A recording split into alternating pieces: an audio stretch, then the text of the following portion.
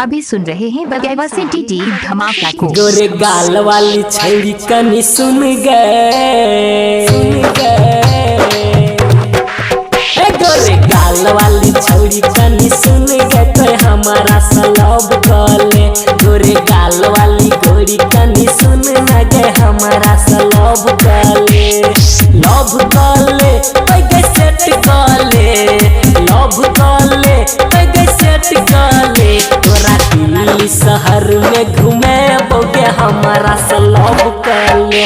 गोरे गाल वाली गोरी कनी सुन न गए हमारा सलब कले। गोरे गाल वाली गोरी कनी सुन न गए हमारा सलब कले। म्यूजिक बाय डीजे उमेश, भाई का ही होगा। शुकीपुर बाजार।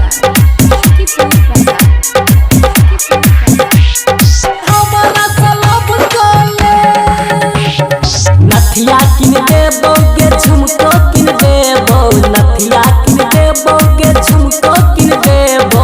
रोजे रोजे तोरा के शॉपिंग करेबो, रोजे रोजे तोरा हम शॉपिंग करेबो।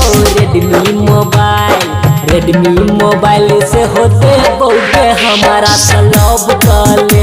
गोरे गाल वाली बड़ी कनी सुन न गए हमारा सलब कले। लव कले पैगे सेट कले, लव कले पैगे सेट कले। तोरा दिल्ली शहर में घूमे बोगे हमारा सलब कले। गोरे गाल वाली बड़ी कनी सुन न गए हमारा सलब कले। अभी सुन रहे दिवाकर दीवाना भाई। Music by DJ Umesh, Shukipur बाजार।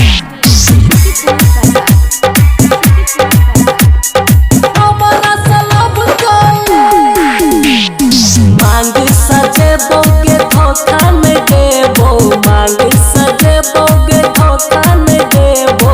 गोवाला जाकर गे हनीमून मनेबो, गोवाला जाकर गे हनीमून मनेबो। सुनील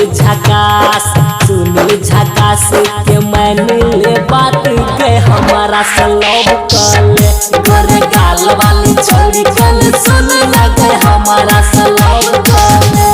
आप सुन रहे हैं दिवाकर दीवाना भाई को ग्राम बगेवा जिला